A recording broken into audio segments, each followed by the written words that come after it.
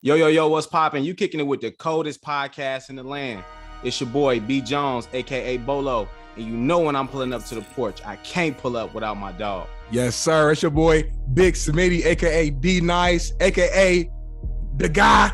And where we at again, Bolo? Y'all know we in the place to be. So tell a friend to pull up, grab a drink, because this is the porch. Started on the porch, that was where it all began.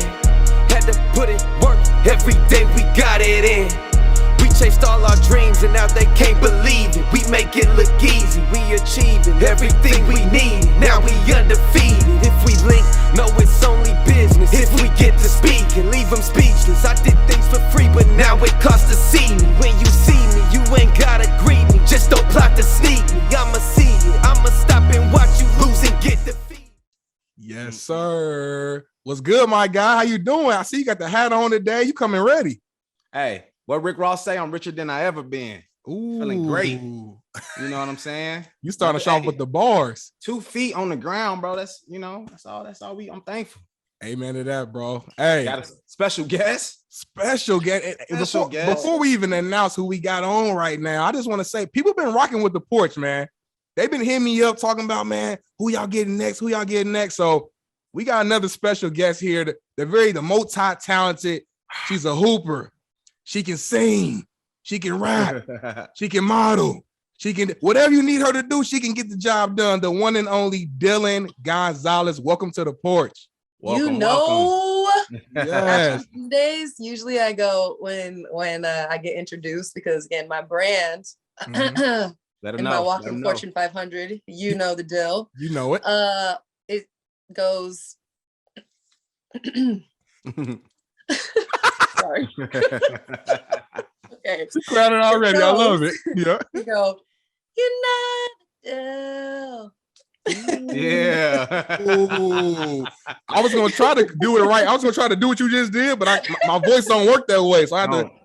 You gotta know your limitations. I like that though. I like that. No, it's okay. Imitation is the sincerest form of flattery. So even if you would have tried it, I would have applauded you. Well, you already dropping gems. You ain't got on the porch. Heart. Been on the porch for 2 minutes, dropping gems already. That's all we had to bring her on, man. So now we're so excited to have you on, and we're gonna dive into your story and your journey. But first, we gotta dive into sports real quick, man. The last 24 hours have been crazy, Bolo. Last night, let's start from the NBA. Steph Curry broke Ray Allen's all-time three-point record. Did it in Madison Square Garden. You know, the biggest stage you could possibly break a record on. What are your just initial thoughts on him breaking Ray Allen's record, and just explain how special this really is? It was just like we knew he was gonna do it. I mean, you just see the media hyping it up. Mm-hmm. You know, they thought it was gonna be in Boston, they thought it was gonna be in Indianapolis. And what better place than Madison Square Garden, right? Man. Did it in the first quarter. I'm locked in. It's like history, right? So we're gonna look at this 20, 25 years from now. And literally, I was sitting on the couch, you know, first quarter. I watched him drop, you know, the 2 threes to break the record. And it was awesome to see Reggie Miller and Ray Allen there to support him. You know what I mean? Yeah. 2 black brothers. You know what I mean? I just love when black people support black people, and you put them on that pedestal. Give people their flowers while they still here, man. And I just love watching watching the special, kind of how, you know, Ray Allen and Reggie Miller were kind of talking pregame before Steph went out and did his thing, man. It was just a beautiful thing to see yesterday. No, it really was, man. We know Steph had a few games prior. He was kind of struggling a little bit because he admitted it's been on his mind. Like, he's been really trying to break the record. And I could imagine just the internal pressure he's facing, just like, man, I'm trying to break this record. Like, the media was on him the other day for him, like, not making 10 threes in a game. It's like, well, damn, it's 10 threes? Like, come on. I don't care how great you are. Like, you can't just make 10 threes. So I know he feels, one, just excited. He's the all-time great, and he can officially say he's the greatest shooter of all time. And then number 2 is like, all right, I got that weight off my back. Now he can just focus on like trying to get Golden State to the championship. You know what I'm saying? So at this point, it's like, man, I don't know when he's going to retire. He's playing at an MVP level right now. It might be 5 years from now, 6 years from now. The record that he's going to set, I don't see it ever getting broken. Because like at this point, each game he's setting a new record. It's just the numbers going to keep going up and up and up. And I don't know if he's ever going to get touched, man. So shout out to Steph Curry, man, for breaking the record, man. You are an all-time great. Legend. Legend deal. Let them know you know the deal. Legend. Listen, man. Listen, shooters. When it comes to shooters, I can relate because that's what I do. Okay. Ooh. Like, so when it comes to like Ray Allen, that was somebody who I really shaped a lot of my technical skills around, like watching him shoot it, watching him be so locked in, like watching him do the same thing, basically, and from anywhere on the court. It was amazing. And then to see kind of like the next evolution of that. So that's why I think it's cool to kind of see like Steph set the next bar and to watch like history in the making, like to be a part of that. I don't think a lot of people are desensitized today because they just think that like people make shit look too easy. Legends like Steph make shit look too easy. So everybody thinks that if they're out here and they can shoot a ball and they can do this, they could accomplish the things that he has accomplished, or that any of these people that we are discussing have accomplished. And they don't get it. Like they don't understand the kind of history that's really, really being witnessed in basketball and in culture, just period. Facts. And then let's 100%. Talk about the work though. Like I feel like so many people see stuff on the outside. They don't really know how many shots Steph is putting up day in, day out, after the games, before the games, doing practice, staying after practice. I think especially in our society, like the millennial group and like the Gen Z, like they get so caught up with the finished product instead of understanding the work. Like Steph working, like just because he can pull up damn near at half court and hit that shot, he's practicing those shots. Nonstop. Like everything he's doing in the game, he's practicing that. He's not just pulling up and just shooting. You know, everything it has a rhythm to it, and he's doing it day in and day out. 100%. Yeah, man, listen, practice. I always say, like I just said this morning in my shoot around, practice doesn't make perfect. Perfect practice makes perfect. Ooh. So you know that he's in there. Again, it's not just about going and shooting 100 shots. It's about shooting it the same way every time, getting that repetition, that conditioning in, locking in on those technical skills. But then also it's more than that. It's a mentality. People don't understand how much Steph has had to train his mind, even to be at the all-star level, to be in those conversations, to have the entire world, like basically just criticizing you and continuing to have to prove yourself night in and night out, no matter how much support you get. I feel like when you're in those kind of spaces, that kind of stuff is going to affect you. It's just about how you choose to respond to it. And because Steph chooses to respond to it by overcoming every obstacle that's ever set in front of him, he continues to do things like make history. I love it. I ain't got nothing to add to that. The way Dylan hey, Dylan might have to be a third host on the porch. He's jumping in like put some icing on there, drizzle some little salt bay on there. Yeah, you good. What can I say? They don't call me the drip doctor for nothing. I got the sauce. Yeah, I love it. I love it. Let's transition to our next sports topic, man. Earlier today, big news in college sports, man. The #1 high school football recruit, Travis Hunter, decided to decommit from Florida State and commit to HBCU. I'm gonna call him a powerhouse right now, Jackson State, led by none other than primetime Deion Sanders. Bolo, I know you played DB. You coach the DBs now at the high school level. This is a top player in the country, man. Plays the cornerback, plays both sides. But what are your thoughts on this player, #1 in the country, commit to an HBCU?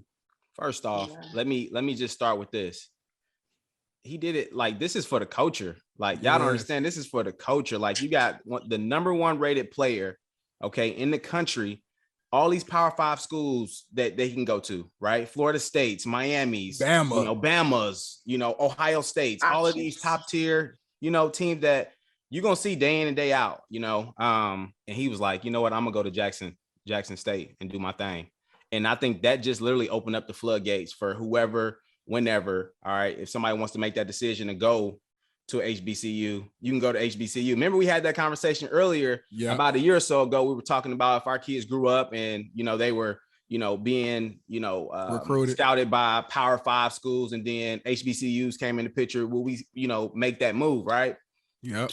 He's showing it that it can happen, and for me, it's all about resources and networking. If you want to get to that next level, obviously it's about the program you in, but it's also about people. You got one of the best cornerbacks that ever touched the green turf. I call him the GOAT. Deion Sanders. Yes. You know what I'm saying? In prime time, hey, he played the position. Hey, if my kid had scholarships and Deion Sanders came in my kitchen and sat down, it's like, look, I can get your boy to the next level. I've been there. I'm one of the best at my craft. Like, let's make it work. I'm making that shit work 10 times out of 10. 100%, bro. And it's funny. I'm glad you mentioned that, that old podcast we had where we initially brought up the HBCUs. I was thinking about that earlier today. And I remember I was the one who was saying, like, listen, we can't put the pressure on a 17-year-old or 18-year-old to, like, say you have to go to an HBCU. Like, I still believe that. I don't think we should put the pressure on them because they're still young. And I believe there's certain decisions in your life where it's okay to be selfish. And I think when you're in your career, your sport, it's okay to think about you. But in the event that you do choose to think about other people as well and, decide to go to an HBCU like Travis did, kudos to you. Like, it takes a lot of courage, sacrifice, obviously, and a lot of confidence in yourself, Coach Prime, Coach Sanders, and what he's built at Jackson State. So this is huge, man. I think it's going to lead to other big-time recruits making the same decision. And I think the decision's a little easier now because of the NIL rules. I saw something came out that said the numbers are kind of up in the air, but that this kid got some deal with like Barstool Sports. Almost over $1 million. Over $1 million. And he in high school. So I'm just saying with the new NIL rules, I think that makes the game, it's a game changer. And it allows these guys to kind of make a sacrifice and go to a smaller school or HBCU or what have you, because they're not necessarily missing out on dollars and money because they can still get rep for their brand with the NIL deal. So, and we're going to talk about that a little bit with Dylan as well, because I want to know her perspective with NIL. I know your career, there was some, stuff went on with, you could have. Hey, listen, you're talking about game changers. I'm the reason that the NIL exists. Let them know. Let them know. If I had a mic, I got it, but I ain't got the handheld. I'm the reason why the NIL exists. So we can talk about game changing. And to be honest with you, what I think is so cool again is the statement culturally that's being made. I feel like when it comes, what I would hope is that, other peers and people that are coming up into similar positions or aspire to, just take personal notes as far as not buying too much into the hype around a lot of the collegiate, entities and the forces and the universities collectively, because the smoke and mirrors is real, and not everybody or everything is what they seem. So at the end of the day, it's extremely important for kids to acquire a sense of intuitiveness when it comes to their decision making today. Education is extremely important, and I have so much respect for anybody who goes after serious degrees while also trying to simultaneously pursue their collegiate sports aspirations at the same time. People don't understand how hard that is, trying to juggle your education at the same time if you really are committed to excelling in full-time that area. Job. Yeah. And so again, I think that culturally should be something that makes its statement, but I don't want people to get too caught up in the hype of things to where it's like, oh yeah, everybody wants to bandwagon and be on board and HBCU this and HBCU that. But it's like people are really missing the point. It's like, oh yeah, this statement was made. Let's all talk about it. But nobody actually really looks at that message and looks at that statement and changes their mindset, changes how they interpret things to really make a shift and a change in their own realities. You know what I mean? So again, I hope that the influence for the peers and for those who are coming up, and even for those who are just watching the situation overall, I'm hoping that they can take some personal notes. And Dylan, that's some good game right there. Because to your point too, let's not forget about the experiences people get at HBCUs too. Even taking sports out of it, Darnell and myself, we went to PWIs, right? Power 5 usually are PWI universities. So obviously we go there for sports and you want to acquire a degree, but at the same time, you want to grow and develop personally. You want to find out who you are a little bit more, so you do get that at HBCUs. I got a lot of friends and family who, were, lucky, I would say fortunate enough to go to HBCUs and learn a little bit more about yourself, see people that look like you going through the same struggles. And, it's just the history, the culture. Exactly.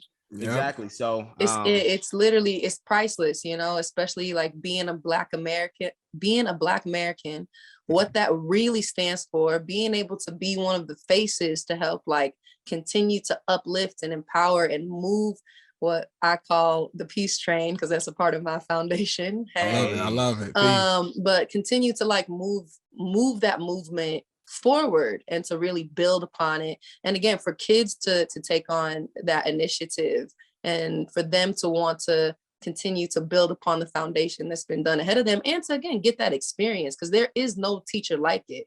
You know what I mean? There's really not. So wherever you're at, you have to make sure that you are supported in multiple areas of your life. You know, you have to make sure that you're supported mentally and emotionally, in addition to athletically and in your recovery. Like there's so many ways that you need to be able to feel like you're being supported and you're going to be able to be the best version of you.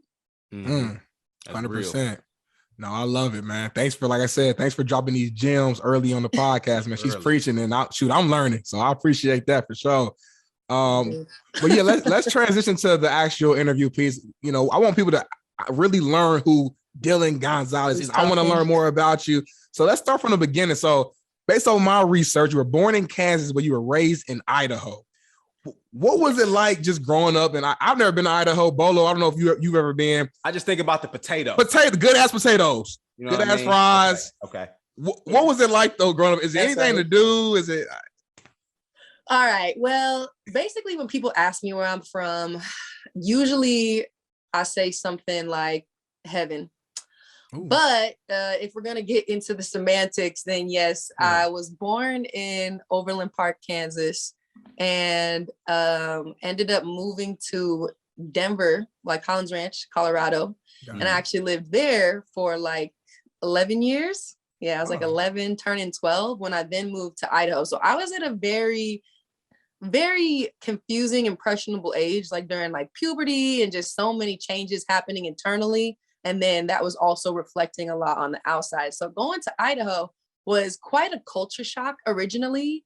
I mean, I grew up, you know, in white America, like honestly, just to shoot the shit straight. Yeah. I grew up in white America. I come from a mixed background.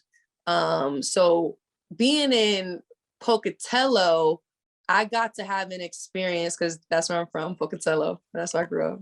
Pocatello. Very small town, super, super small, pretty religious. However, it's like 90% Mormon or LDS. I don't know if you guys are familiar with that culture, but you know, African Americans weren't, I believe it was within like less than 100 years ago, like let into the church, you know what I mean?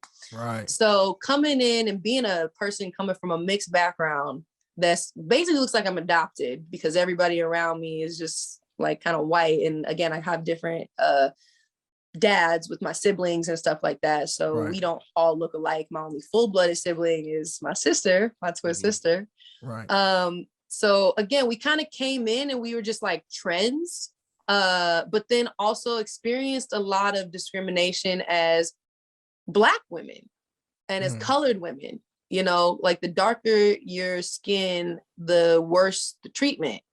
And for me, I could never like fully claim to be a Black woman because just Black, you know, like, oh yeah, like I want to just mark Black on the, you know, little profile here, but there's more to it than that. So that's not necessarily authentic to me. It's not that I ever wanted to like push away my Blackness. In fact, I'm a very, very huge advocate for Black lives. Yeah. I call myself, and my team call me, the modern day Harriet Tubman, hence the Peace Train Foundation.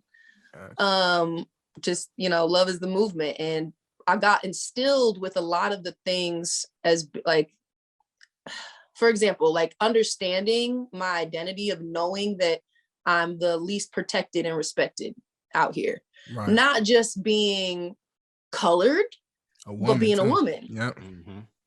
You know, like that's going against me too. And everything that people would just assume is a privilege, which it is technically speaking, also worked against me. Like even being a beautiful, like having these aesthetics that I have, it's a blessing and a curse, because people today, they don't respect boundaries. People today, they don't really respect women, especially when it comes to like business. That's like another conversation, but they don't respect women. So it's like, for me, it's somebody who is a woman who really, really lives by her values. Like, I really stand by them. I really live by them. I don't necessarily consider myself religious, but I'm definitely at the top of my game when it comes to my relationship with God and understanding like my spirituality and being Christian based, you know what I'm saying? Right. But again, a lot of these things were learned in this little itty bitty small town that was basically kind of like its own prison in a sense. Like, for somebody who's a free spirit, that's just kind of like, that was my truth. That was my reality to it. Right. So it was kind of the story of like the small town kid wanting to like get out and do bigger and better things beyond what my reality was presenting to me. Because even though I had a lot of support from some people like in my town, a lot of it was just like the trends. Like, people, they were impressed by me. They never respected me. And so that was where I started to kind of resent like the game and resent like my ascension into this like public eye and this space and whatever else you want to call it, because of how it affected how everybody around me treated me.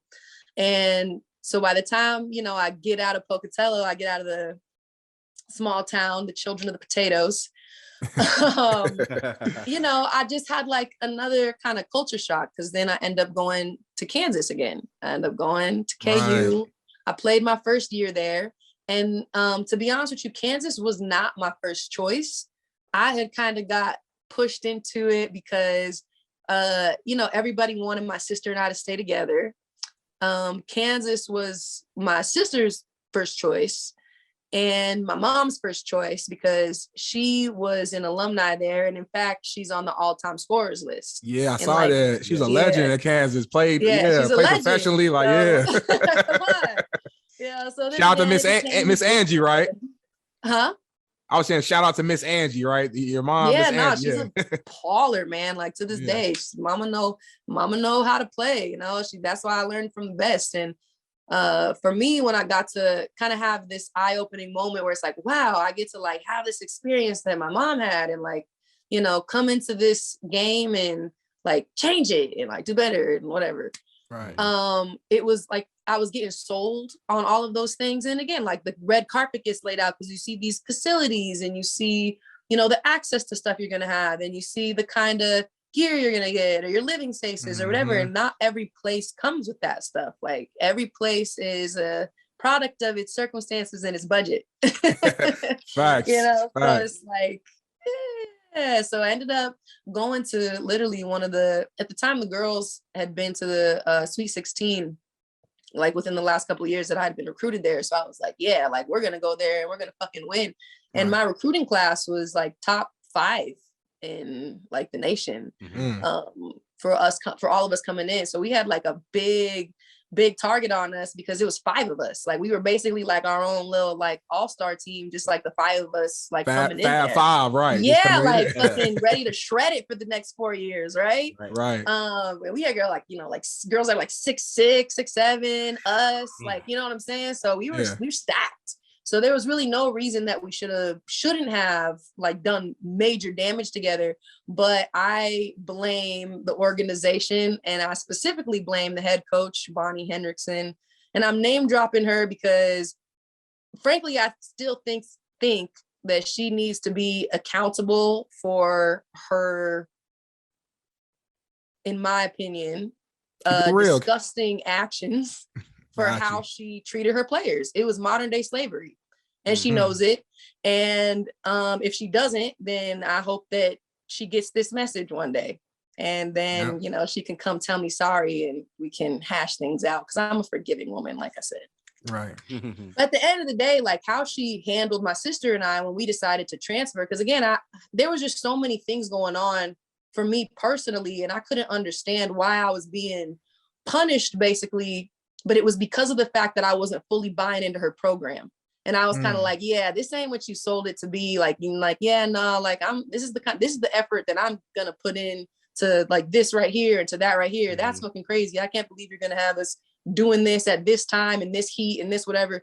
So it's like, for me, there was only so much of an effort I could give, because honestly, like my mental space was not okay at Kansas. Like I was like literally suffering from like severe depression, like at Kansas. And that's why it's like the conversation. That's why I talk about training the mind. That's why I bring up the conversation so regularly about the mental health issue that's going around in sports. Right. And just in life, period. But like the kind of pressure that entertainers or athletes are under with it. And again, I was no exception to that. I got to have that experience on my own. So I needed to be somewhere where I got a different kind of coaching. And it wasn't to say that she didn't get results. It wasn't to say that she wasn't effective, because fear, as we all know, fear can move mountains too. Okay. Like we don't all like to see it.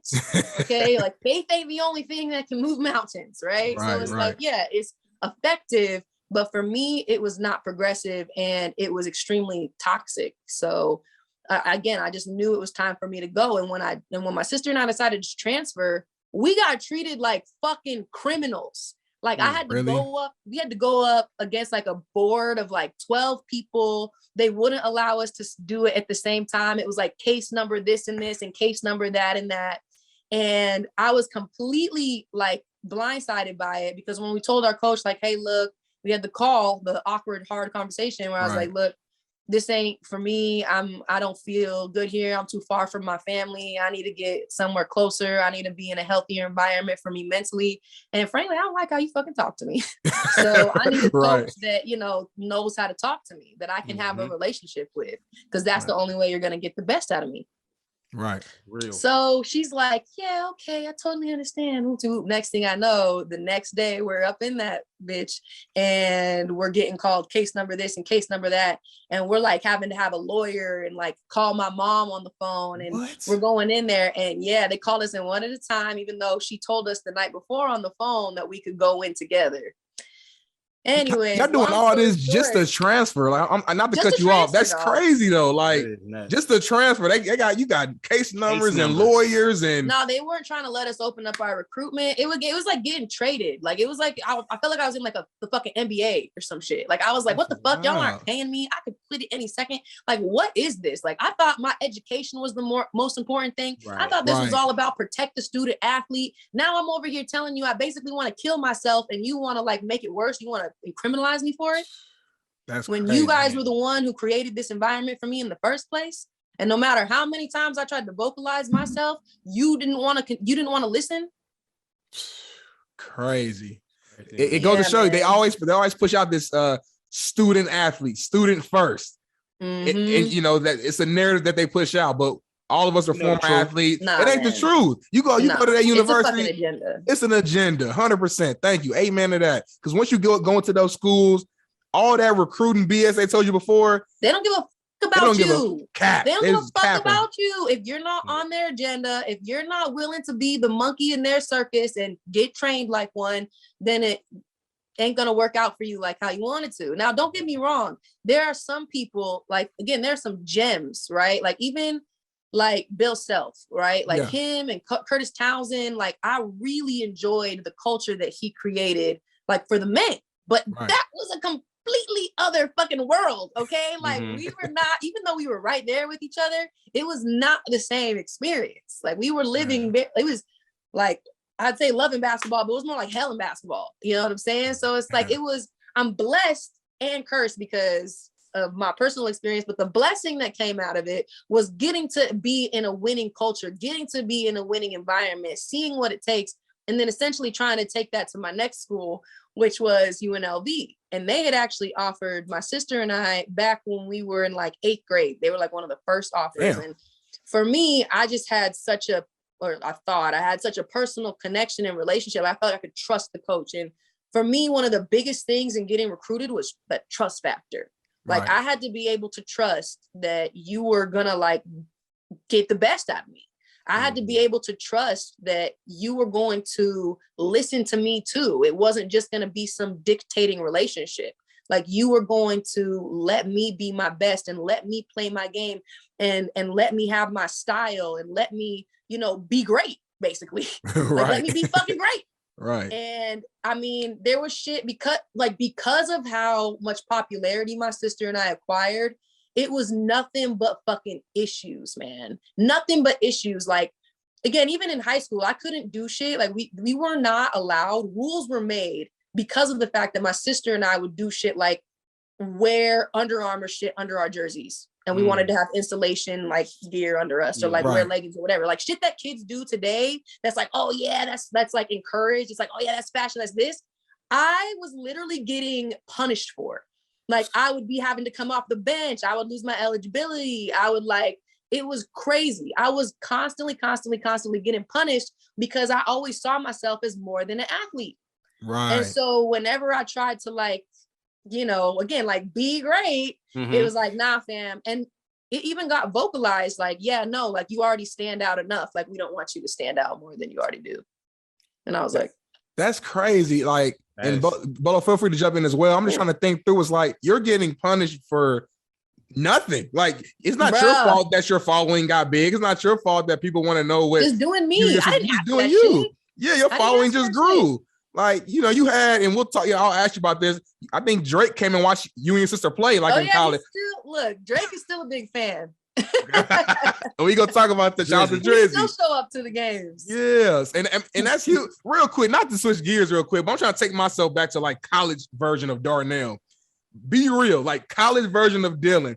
What was that like having somebody like Drake come watch you play? Like how did that feel? Look, at the time, it's so funny because it was just like so surreal, Like, it was like, is this really happening? And also, kind of like how I said, like there's a certain desensitizing that like you go through because of the fact that like I was just like in my own little world so much, like depressed about the fact that like I wasn't getting my way basically, and like I wasn't able to be great. And don't get me wrong, I don't want people to get the impression that like I fucking hated everybody and everything was completely terrible.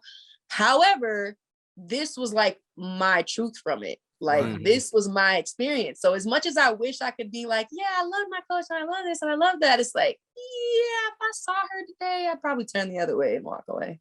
So it's just like, I just like to keep shit fucking real. I like to be very authentic to that. So even when Drake, again, at that time, I'm still the same motherfucking Dylan. And I was just so wrapped up in my own little world. Like, again, like not being able to like really go off like I knew I was capable of, because even another thing I had a hard time with, my coach kept changing my position. Like, I was like, I'm a shooter. This is what I do. Like, this is what the fuck you brought me here to do. And she goes, yeah, but we want to try you in the post. We want you to play the 4. We're going to have you swing the ball and we're going to have you do this. And I was like, what the fuck? Like, that's not what you brought me here to do. Like, I'm not trying to complain about your program, lady, but you didn't recruit me to play the motherfucking 4. Right.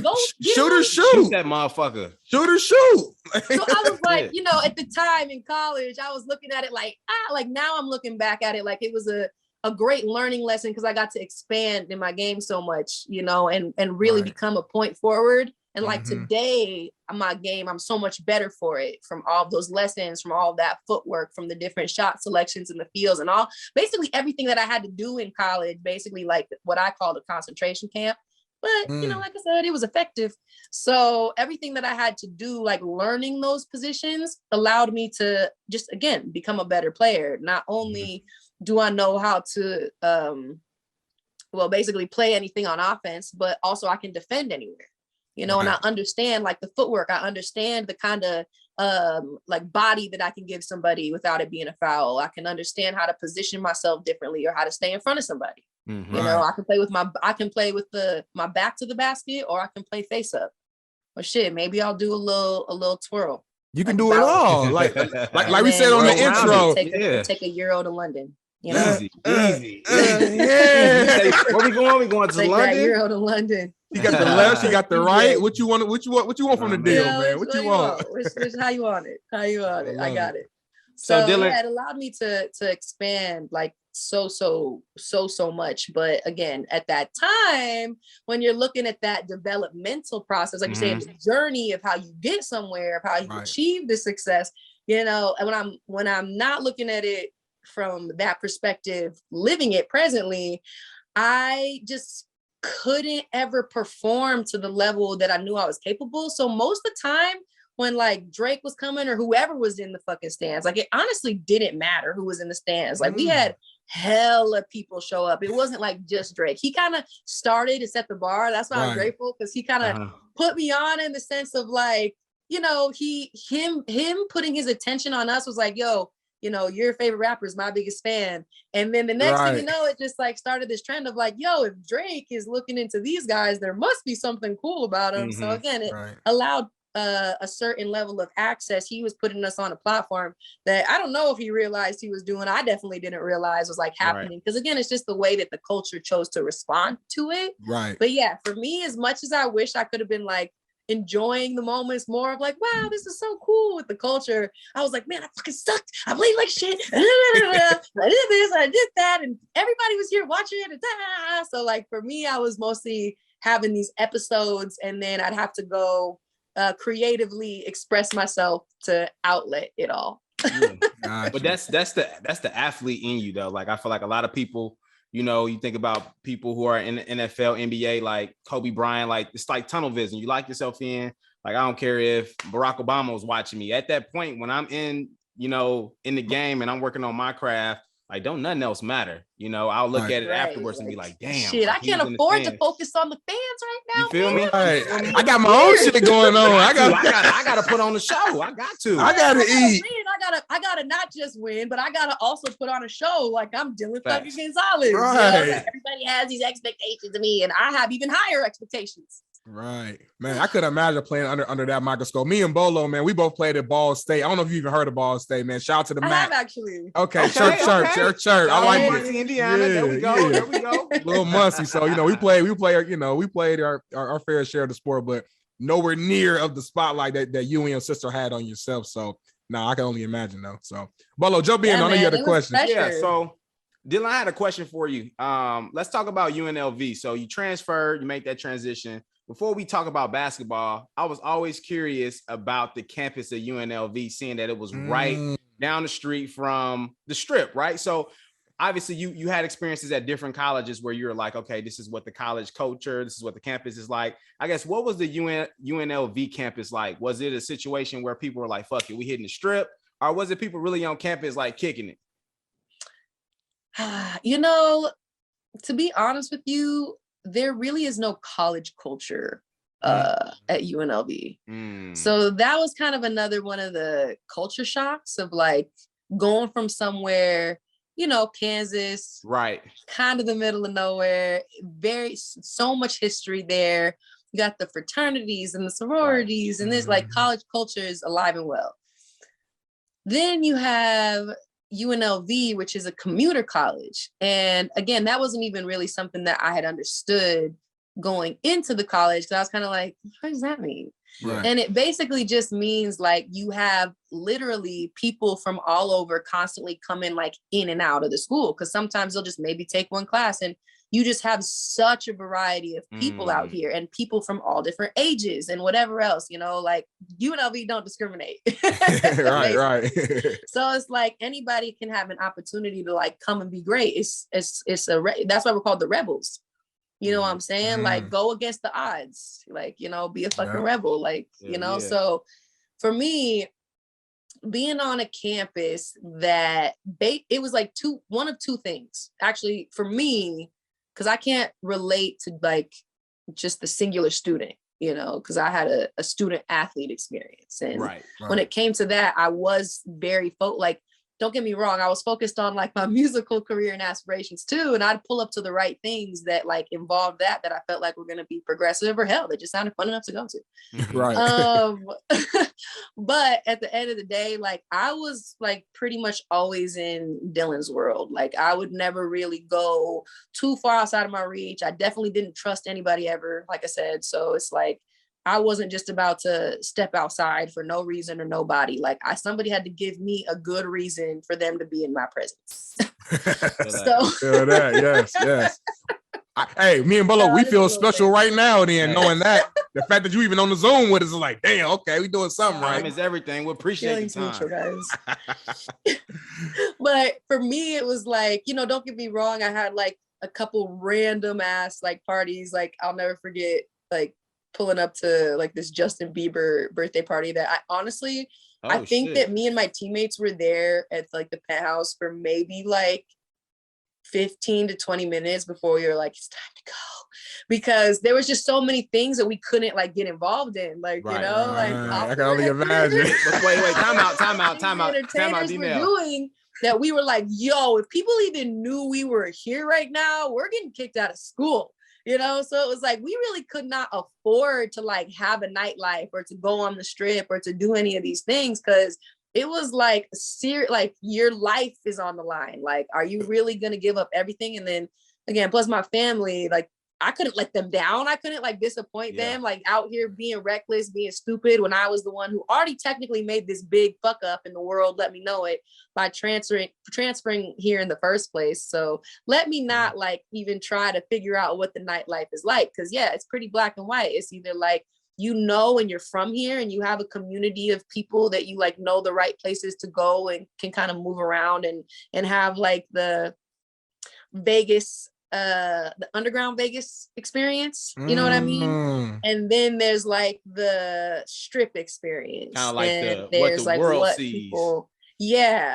what Vegas is reputable for, you know, like Sin City and this and that. And then there was school. So it's like, you know, it's like the athlete, the, you know, nightlife, and then school. So it's like trying to juggle all those things is crazy enough as it is. So for me, again, it was always very black and white. It was like you're either like focused and in school and kind of, you know, doing what you got to do over here, or you're like kind of on a different time, that a demon time that I'm not ready for and probably may never be.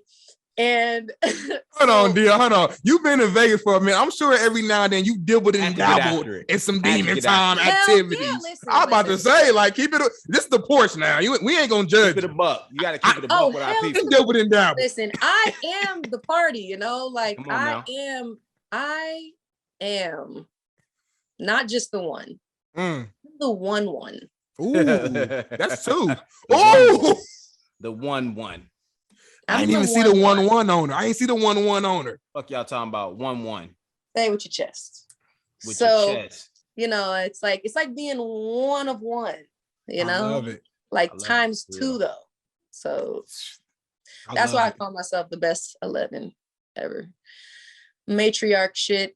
But you already know the deal. You know the deal. Yeah. Experienced demon time, but that's also how I knew like demon time was not for me. Because again, like don't get me wrong, I looked the part, right? So I looked the part, and I also made it very clear when I was graduating from UNLV, which I did a year early. I got my degree. My sister and I, we both got our degrees a year early. Thank you. I love it. We didn't take our last year of eligibility to play, which was like a big fucking deal. Like again, the culture didn't make it that big of a deal because I don't think that, again, like the NCAA and everybody's agenda, so it was fucked up, wanted to make it a big deal and wanted it to seem like, you know, they were a part of the problem, basically. Right. Like obviously we're coming out saying this is why we can't come back. Like this is why I can't keep doing this. So why is anybody gonna like allow that fucking forest fire to light? You know what I mean? So nobody even when that was even happening, it was buzzing for a little bit. But again, like the conversation never really got to the magnitude, like if this was happening to an athlete today, that it would get to. Like, can you explain real quick? Because like I've read up on, I know Bolo read up on it, but everyone doesn't know like why you and your sister decided to, you know, forego that last season. Explain that real quick, like what happened that last year and what led to your decision. So basically, you know, one of the reasons why I had come to UNLV was for the fact that like I knew I wanted to sing and I wanted to be in entertainment. And I didn't necessarily want to be in LA because again, I just know myself, and the culture there, it was just too fake. like dead ass. Like everybody's a poster boy or girl. Everybody's trying to be somebody, or nobody just like really is. And don't get me wrong, there are those communities underground that you can find that are those diamonds, like, you know, in the fucking hidden temples. Right. But ultimately, most of the culture out there is like, and I didn't want to become like another product of that. So being close enough to Vegas, and again, it was just like meant to be, like I said. So what had happened was, as I continued, and my sister, both of us, as we continued to pursue our careers simultaneously, because again, we were told that we would be supported in doing that when we were going. So we were like, okay, well, other players, like girls had jobs on my team, you know, like they were working. Like, it's not like it was just school and basketball and everything's taken care of. Like, no, like our stipend didn't like always pay the bills, you know, because we didn't have like, it's real. We didn't have places where they like put us up and covered our housing. No, we had to go and like grow the fuck up and figure that shit out ourselves and learn how to pay rent and learn how to get the energy bill involved and learn how to do this and learn how to do that. Like, we had to learn all that stuff like very quickly, because that's all that was available out here. And again, all of that stuff, as I continued to go down that journey, like helped me to become like what I call the walk-in Fortune 500 company. It helped me to learn all of the valuable lessons, even in business, that I learned today. But unfortunately, while we were playing, like that support that was initially introduced to us, sold to us, whatever you want to call it, was really like not there. But the other thing that was so difficult was we were living based off of an ancient set of rules. There had been no case where anybody had really come in and changed the game and changed the system, especially during the times. Like, it was such a transitional time in technology, social media, basketball. There were so many things happening at that time. We were having to live based on these ancient set of rules. And it was like every time that something even came close to being within the parameters of what that rule could potentially umbrella, we would get shut down for it. Whether it was me, like, one of the things I'll never forget, my sister and I, we were trying to go around and start like singing at like to get on the local radar. So we wanted to like go to different like little clubs or little events or little whatever, because like Vegas pretty much has anything that you're like looking for. So even within what we were comfortable with, like that was available for us to do. So my sister and I, we basically started managing ourselves, and we were just like, we can, you know, like we can do this, like simple as a conversation, bing, bam, boom. And at the time, money wasn't involved, because of the fact that we knew that if we went out and our image and our likeness was used, because that was the biggest thing, that if money was involved, that we would lose our eligibility and like probably not be able to play for the rest of the year. And because of the transfer rules, we already had to sit out for a year. Right. So during that year that we were sitting out was really when we got to like, you know, train, but ultimately really start to look at what options after college are going to look like. You know, like we're in our second year of college now. I'm technically halfway through. So we started looking at, you know, where we wanted to take our life. And it was kind of like everybody had this expectation of us going to the WNBA, because that's what a guy would do. He would go play in the NBA. But the WNBA, if you're a business person, and I'm a businesswoman, wasn't a smart business move for me. And I say that because even though I could have, you know, Michael Jordan that shit, or LeBron James did, not just from like my skills, but the fact that I have what like you can't recreate. Like God did this. I have a fucking twin. We're bad as hell. We're skilled, and we're real life. Like it's not just on paper. We're not just talking about it. Like we'll pull up and we'll put up. So, and we do it on both ends of the court too. And in any avenue or arena. Lock down. Lock your ass up, shoot in your face. You know, so it's like, come on. And like, and then, you know, it's just like we have our own style. We have our own style. We have all these elements that literally is like a marketing dream. Right. And that's what sells the dollars. And that's where the WNBA lacks a lot, is the fact that they don't market players properly. I also think their selection of players, of who they choose to market, is interesting. Right. No shade. Yep. Just keeping it real on the porch. Yeah, like no shade. I mean, like shit, I know these ladies are gonna hear it. A lot of them already feel a type of way about me, but the difference between me and them is I don't envy them.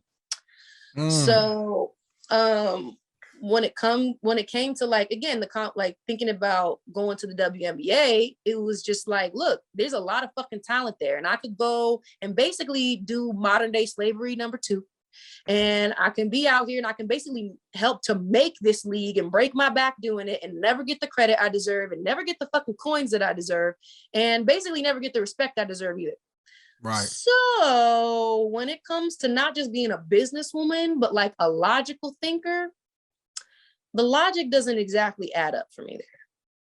Gotcha. So I always felt like if I wasn't going to be able to like come into a situation with the league where we were able to negotiate terms that I felt like it would make it worth pursuing, then I was going to have to be bigger than the league and shit on them and make my own team. Got you. Hey, ownership. I love it. I mean, people don't even know it takes less than $1 million to start a 15-player roster, and I already got that. So now I'm just continuing to refine my front office and my branding and my jerseys, like I said. So yeah, I mean, I decided to work smarter, not harder. Like all those people that were showing me love at one point, they stopped showing me love the second that, again, like I didn't pursue their expectations. And it wasn't real. It wasn't real, deal. Yep. It wasn't real in the first place. Yeah, it wasn't real. Yeah. So like for me, it was just kind of like, all right, well, thank you, but fuck you. And you can just get added to the ops list of people that, you know, I'm going to have to shit on if that's really what it is. Because I take everything personally. 100%. So, no, I love it. Yeah. I love it. That's how, again, like people don't really get it. Because again, like all those rules, like they don't understand like the nights that I was really like crying, like I was like losing my life. You know, they don't understand the kind of control that like these things had over my life and over my sister's life. People don't understand, like when I say things like free, like hashtag free dad, which is our acronym for Dylan and Dakota, like that's like a serious thing. Like people, like all these rules and all this stuff, like nobody just wanted us to be great. And that's why, again, when it came to being a creative and why, when it comes to my branding and like my official like Fortune 500 company, Dylan Gonzalez, you know, the Dill Unlimited is the artist, the athlete, and the activist. Like we round it out right there. But the artist starts it off because I'm a creative first. Like even when I was on the court, I was constantly living in my own little creative world, doing different things. Like when I fell in love with the ball, it was just me, the ball, on the hoop. And I'd be out with my music and dancing and doing things I didn't know I was capable of doing. And the next thing I know, somebody wanted to come and try to stop me. And I was like, okay. You can try. I never bet nothing from a challenge. So I love a challenge. You know, I love making myself better and, you know, making fools of people. I flex for a living. Yeah. Talk your shit. That's what it is. She on the porch. I love it. Hey, one of these days below, we might have to pull up to Vegas and do a quick 101, a game of horse. Hell yeah, I'm down. I'm from Indiana, so you know we invented basketball. So I used to wait, time out. So Dylan, real quick. All right, so I'm originally from Chicago, right? So this is you're non-biased, okay? So I want you to answer this question. Keep it real, Who produces the best hoopers? Chicago or and plus people always say Chicago. Let's say Illinois, all right, because Illinois has a lot more players than just Chicago. Illinois or Indiana, who produces the best hoopers? Think about it. This thing, look, you know, we got D-Rose, we got D-Wade, we got Larry Bird, Oscar Robertson. Stop playing with me. Oh my gosh. Listen, if I'm looking at it on like Dylan's scale, you know what I'm saying? Because I'm also incorporating like one of the big things for me was like how like lit can you ball? Like not just how effective can you be, not just like what kind of numbers you put on the board, but like how easy can you make it look? How fly you make it look? How fucking, you know, swaggy, say, what's your style? What are you partial to? And when it comes to like the sauce and who I would say I'm partial to, Talk to me. I would probably have to go with Chicago. Gang, gang, gang. Listen, the sauce, you heard what she said. The sauce don't mean you better. I do agree. My bro. I do agree that when it comes, I know, but I do agree that like, man, Eric Indiana, Gordon, it's true, like basketball, Mike Conley out of there. But again, when it comes to like, it's like food, you know, it's like when I have to pick what's your favorite food, you know, that's how I look at it. Dylan, because tell them, look, everybody can cook fried chicken, but it takes a certain person to make that fried chicken how you want it, it's right? just different. Come on like, now, it's man. like, don't get me wrong. Like, I call myself, whenever one of my bars, well, I call myself a lot of things, but one of my bars and like a line that I did was like talking some shit to the birds. And I said, you know, you're like bird in the cage. You're like a bird in a cage. I'm like bird in the garden. Ooh. You know, so it's so hard when you understand where certain legends come from. Yeah. And again, like I continue to have their influence so much on me that I continue to still use them as references for stuff. So just know it was a very I can't do that with my decision. Make it easy. Nah, I love it though, man. It's all right. Yeah. Hey, listen, one of her best bars came from an Indiana legend. So I mean, I'll take that. Y'all can have the sauce. We got the bar. Yes, one of my favorite, I'll say. One of my favorite. One of them. Yes, one of them. Yes. And speaking of bars, I definitely want to touch on your music, obviously. I know earlier this year, correct me if I'm wrong, you released a song called Diamonds back in October. Hey. That's fire. I want to know, I mean, can we expect some new music to drop next year? Is it something you can tell us? Talk about your music. Yeah. Listen, we're on the porch, gentlemen. Come on now. I'm at liberty to pretty much say whatever the fuck I want because I work for me. Yes. I'm the motherfucker that these guys don't want to see. Because they also work for me. Ooh. Even if they don't know it yet. Ooh. Self-made. Yeah, so you got some music drop in 2022 then. You know the deal, man. Hold on real quick, cause I pulled up. Hold on. You know. Ooh. Hey.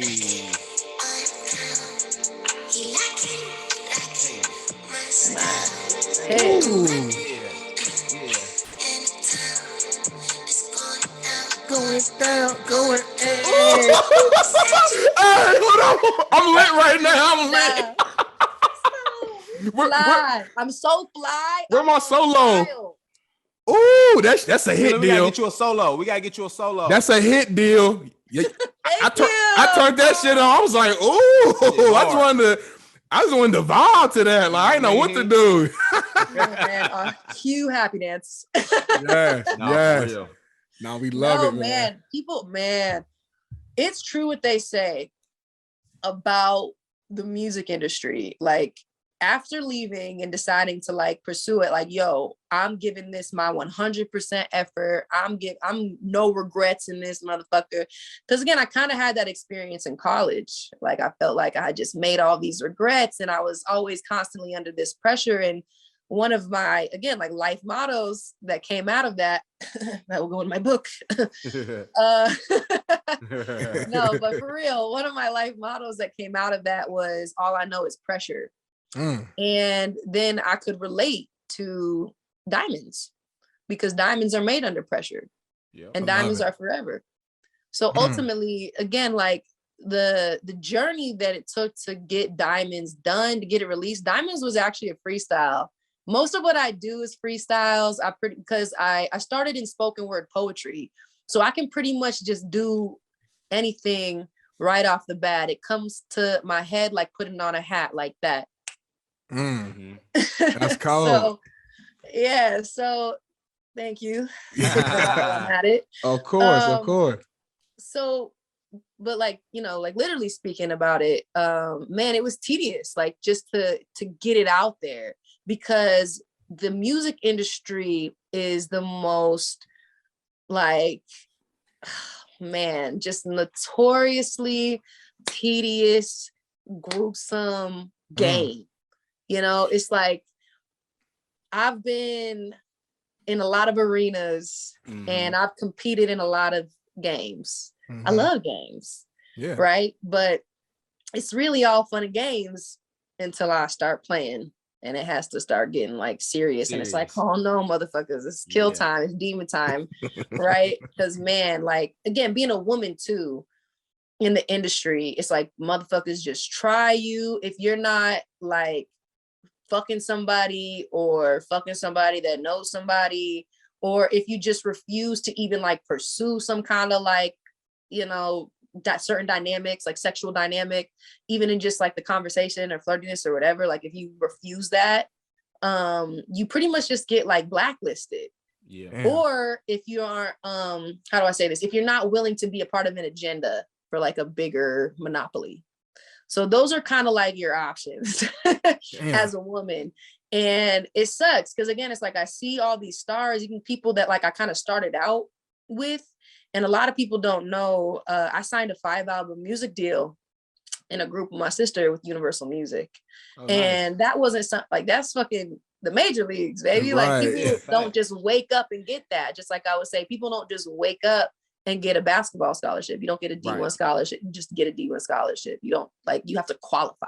Right. Even academically, you know? So when it came to the musical side of things, we signed the deal literally right before the pandemic. It was June 11th, 2019. Hey. And at first it felt like a very similar feeling, but on another level to when I had signed my letter of intent. Right. And man, it was like, I made it, I did it. But then once I actually started to kind of be introduced, like once I was in the door, it was like you gained this access. You were a part of, it was like playing with the big boys, you know, like you got to understand the game. You started to learn the lingo. You started to know who was who, what was what, and kind of how everything operated and like how shit got done. Mm-hmm. The thing is, it's also dependent on like the individual, and then also individuals that come together and get on the same page. But because everybody in the entertainment, Hollywood, music side of things is kind of always on their own agenda, it's really, really fucking hard to like get shit out, get it out on time. You know, everybody's a fucking diva. Everybody wants their name on something. Everybody wants their fucking praise for something. Everybody wants more money than they're worth. Like, everybody wants something. So for me, I was like, I can only work with people that are willing to like give me their 100% effort and that are on the same page. And we're like building it. We're partners, you know, it's a team. Like we're building this together. And initially I thought Universal and everybody at that space was the ones there. But then again, just some really ugly truths started to get revealed about the industry and the people that I was involved with and all this stuff that like, I could not continue to be a part of. I could not continue to let my legacy touch or to be touched by, you know what I'm saying? Right. Like there was just stuff that I was like, yo, like, I don't agree with this. Also, I can't believe this just happened to me. And I'm probably going to be like dead before 30 at this rate, just based off of how this business actually gets conducted. So let me just dip up out of here before I either die or kill somebody.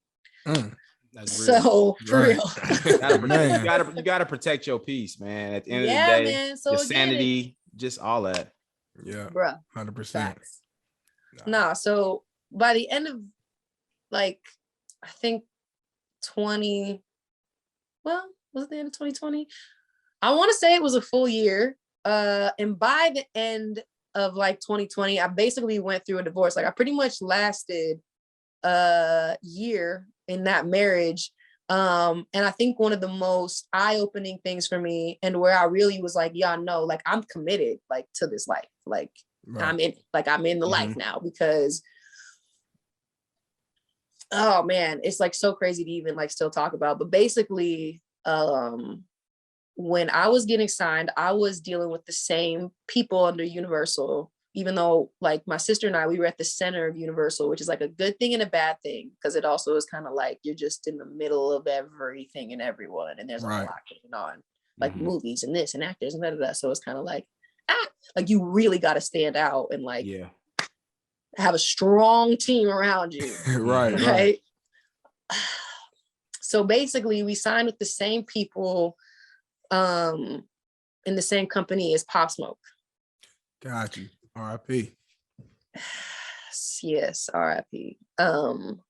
So basically we signed, and not too long after like it was all official, and we have this big meeting in New York and like do all this stuff, because again my sister and I were signed as a group as Dad, Dylan and Dakota, and we get to meet Pop Smoke, I believe in LA, probably a couple weeks after the signing. And it was like, again, like he was just up and on the rise, and like Welcome to the Party was like going fucking crazy. He was getting ready to like continue to just fire all this stuff out. So obviously the dudes were signed were like, yo, we gotta like have you guys do some music together, like, you know, simple math. Right. So a lot of people don't know, like today, if you're not really in the music industry, you don't know, like most people who do songs together are like not in the rooms together. They pretty much will just like send a song that has an open verse on it, and then another person will receive it somewhere and put their vocals on it, and then get it mixed and mastered and put out to the world. Some of these people don't even have relationships with each other. They don't know each other until the day they meet for like the video. Right. Like that's how like some of that shit goes. But to me, it was extremely like relationships are extremely important to me, because I only deal with quality people, and I only deal with like real motherfuckers and really talented people. Like there's a lot of catfish out here today, and there's a lot of people who are all hype, you know? So for me, it's like, nah, like you either are like a quality person that I genuinely enjoy and can genuinely like basically be in a form of a marriage with, because at the end of the day, once we put something out together, like we're locked in for life. Like this will always be something we did. We can't undo it. So, and again, like that's shit that matters to me. I want to find out, you know, a year, 3-4 years later, that like, you know, you're some fucking serial killer or some crazy shit, you know, and then I'm like having to answer these questions, and I'm like, I didn't know. And then people are like, I thought you cared about the people that you're around. And I'm like, dude, I don't know how to answer this anymore. I'm gonna plead the fifth. Right. So it's like, you know, I don't want to have to be in those positions. You know, I really try to forward think about that. And when it came to Pop, like he really was like authentic to who the fuck he was. And I was like, yo, like this guy's like a real star. Like it's not just, oh, these numbers are going up and going crazy, and oh, it's not, he's just the hype for the now and this. Like, no, like he really was that. He really had it like that. But what was unfortunate was, again, he was kind of like what I call a victim of his circumstances, because he didn't really have the proper guidance to educate himself enough to know how to like protect himself from the people that wanted to harm him and that wanted to hurt him, and that could like find him and have access to him. You know what I'm saying? So like to instill a different kind of like, to have a different kind of a culture instilled into him, again, just to have that awareness was like lacking. But he was also very young. Like he was like fresh off 20, you know, when he got killed. So it's just, you know, what do you do? Again, a victim of the circumstances. But what people don't know is that right after we had made our song together, we had this big moment. It's called So For Real. And I'm still like a fucking pioneer pushing and fighting for that shit. That shit's gonna see the light of day. And I'm gonna be actually, I am the one that's gonna make it happen, because everybody else that was originally on board, I don't really know where the hell they at now. It's gonna happen. You just spoke it. It's gonna happen. It deserves it. Like, there it is. And again, people don't know what Pop Smoke means to me. Like the reason why, well, I won't say the reason why, because I don't really want to have to like publicly take on that kind of responsibility, if I'm being honest. But one of the reasons why he was in LA the night that he was murdered was because him and my sister and I and our team were all going to be in LA for that week recording. And the night, like he had DM'd me that night that he got into town, because like we didn't have numbers or anything like that. Like we vibed, we met, we made music, and then we both just went off with our teams, and we were like, yeah, man, that shit was lit. Like let's do let's do a fucking project or something together, right? So then again, boom, a couple weeks later, he's back in LA. I'm in LA with my mother and my sister, and we actually were pitching a TV show to like, I think maybe not Universal, like Showtime or like ABC Family or something like that, a big network. Yeah. We were pitching a TV show, and Pop gets in that night that I had, like, we got in the day. He gets in that night. He hits me on my DM and he was like, hey, yo, like pull up to the crib, like let's vibe, let's whatever.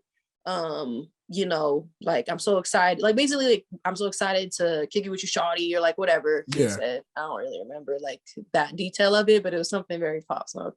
Right. And I was just like, man, like I wish I could come, but like I got to get up early in the morning. I got, you know, a show I got to pitch, but I'm gonna see you in the studio like this week, and I can't wait. Right. And then he had sent me something back, and he was just like, yeah, like see you or something light. And I really didn't reply because I was just kind of like, I'm, you know, okay, cool. Like he gets the picture, I'm gonna see him tomorrow. Right. And then damn. Yeah. And then my next thing I know, I'm waking up, my friend's hitting me, and she's like, yo, Pop Smoke just got killed. And I was like, damn, bruh, like don't play, man. Like that's just not funny. Right. I was like, I was just talking to him, like I'm gonna see him probably tonight at the studio, like haha. And then I go online, she's like sending me all this stuff. She's like, nah, fam, like it's real. And like to be so close to that, and don't get me wrong, I've experienced death and loss in my lifetime. Right. But it was such like, it was like my soul, like kind of my body felt like an empty shell. And it was like, I was consciously aware of all this stuff that was like happening around me, but I was not sure how to process it at all. Right. I was like, what kind of sign from God is this? Like, I was supposed to be there. Right. Like I could have. You could have been there. Like I could have been there. Man. You know, like I could have been right there with him. That could be me.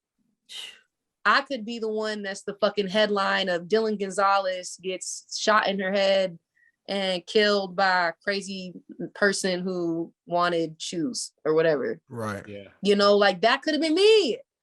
And when I really had that like reality check, I guess we'll call it, everything changed. The game changed. It was like, oh, I get why this is a different game here in the industry. Like this is life and death. And when I got into like that demon time of like, oh no, I'm not playing with none of you niggas. I'm so serious right now. It's either like we're doing business or we're this. And if you want to disrespect me, just know I can get disrespectful too. And I want you to know around these parts, I'm the motherfucking law. Okay. Right. Got to. Fact. You gotta put your foot down, because if you don't, people will walk all over you. They won't respect you. Yeah. In general, especially being a woman. Yep. You teach people how to treat you. So I say, do no harm, but take no shit. That's amen to that, man. Well, definitely appreciate that. So, man, yes, shit, man. We always like to, so you know, we're headed towards the end of the podcast. We always like to end each podcast on like more of a lighter note. So we got some real quick hitters where we just ask you like a random question. You give a response, maybe like a one liner, two liner of why, and then we go straight from there. So the game we're going to play is called just Would You Rather. So the first question is, would you rather win a WNBA championship or win a Grammy? Ooh.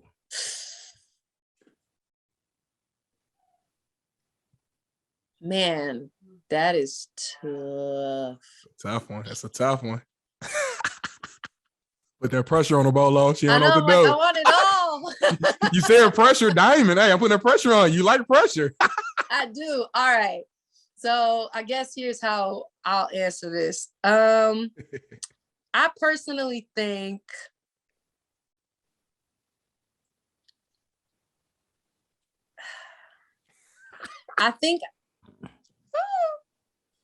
Come on, go with your heart. I think for this, I'm gonna have to say, I think for this moment, like where I'm at in my life right now in particular, I'd have to say a Grammy. That's what I've been, like, again, like I said, I've been so committed to this life. So it's like, I definitely see WNBA championships in my future, But when it comes to like what would I rather, I'm gonna have to go to the Grammy right now because that's where I'm committed. Got you. Real. I love it. I love it. Okay. I'm gonna do one more, Bolo, and then you can jump in. It's a bet. So this next one's more, it's just a fun one. This is whatever. So as a woman who, like you said, attractive woman, you probably got 1,000 dudes in your DM, people hitting you up, whatever. So would you rather date a middle-class man who's amazing in bed or a billionaire who's horrible in bed? Which one would you pick? Oh my goodness. What? I'm going with the middle-class man. Okay. She's like, look, tell him you your own boss. You your own boss. Listen, yeah, look, money ain't a thing. Money's a material. I could burn that shit. I could eat it. I could shit it out. So at the end of the day, I want the intangibles. You know what I'm saying? I want something that like money can't buy. So it's like, there are certain things, it's like, yo, you can have all the money in the world, but like, if you don't have like the other qualities that I need, then you ain't qualified for me. You ain't qualified. She said the other qualities. I'm like, the qualities. I could teach my nigga how to get money if it was really that serious. Come all he on, has man. to do is invest in me, okay? Second he invests in me and he decides to put his trust into this, then he's gonna have trust funds for all our kids. Okay. But your man got to put down in that bedroom though. We can't be playing around. He has to, because otherwise, don't get me wrong, I really, really, really fucking enjoy being like the dominant party, right? Okay. But if a man cannot put me in my place, I cannot respect him. I respect that. You need a man. So it's almost like a man. You an independent, dominant woman. You need a man who can handle that and more. You know, I need a man that can make me shut up. That will make me girl, go sit down. Grab you by your arms a little bit. Hey, deal. Hey, I got this. Go sit over there. I got this. Listen, so, hey, if I would be like, oh, okay. Yes, sir. I got you. Entiendo. So hey, all the men out there, listen, if you thinking about shooting your shot, if you got any chance, come correct. Come correct. Come correct. It's all about the respect, man. Come correct. And then it's also like, I'm hard to get.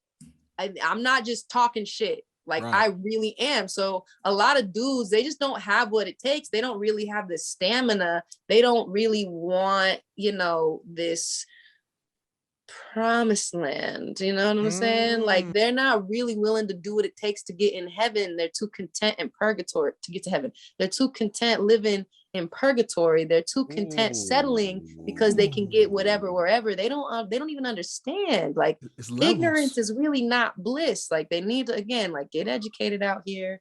I'm gonna show them here what heaven looks like on the outside, and it is better than it appears. Hey, tell them they got to put that work in. All right.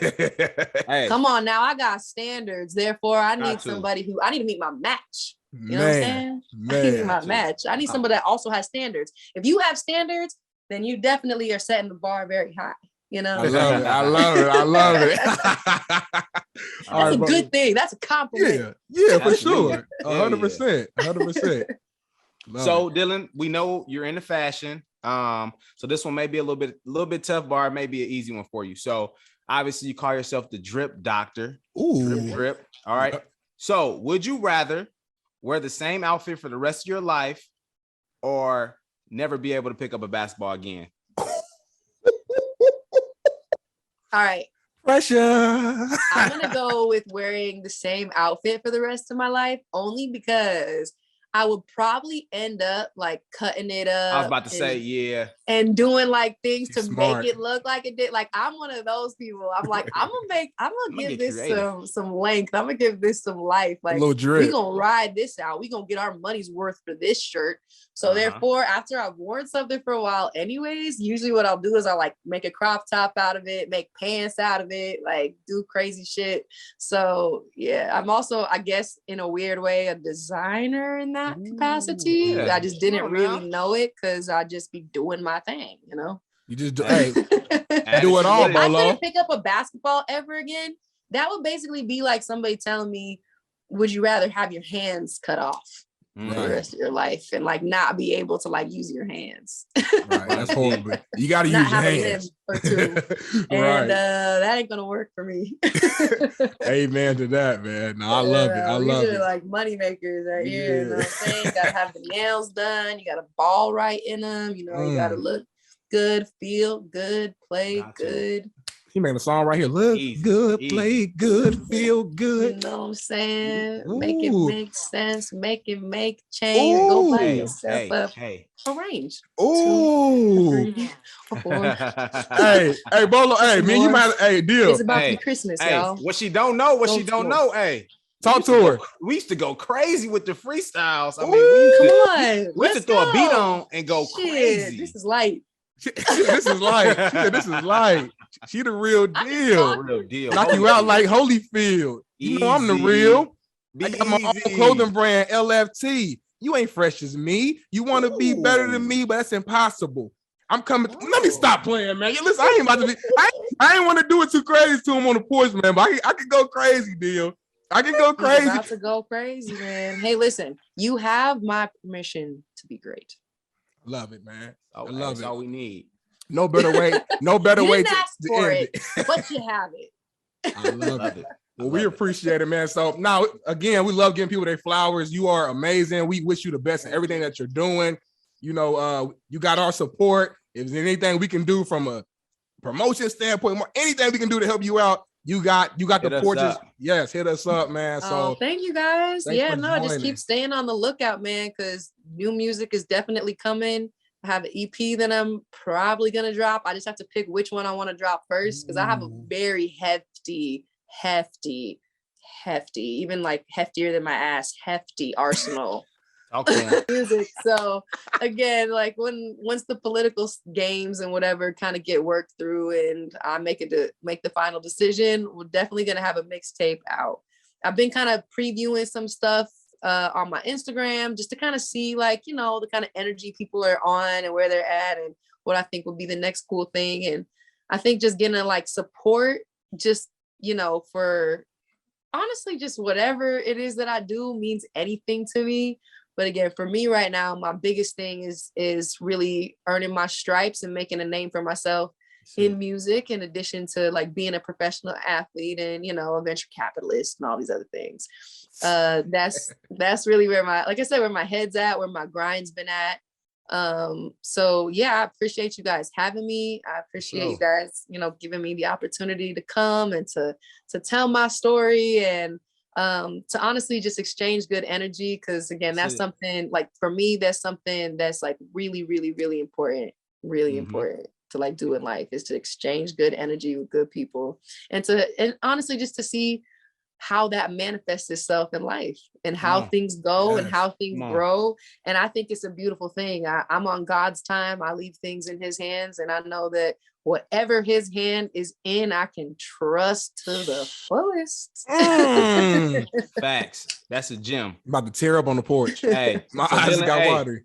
We sending you positive love, positive energy as we head into the new year.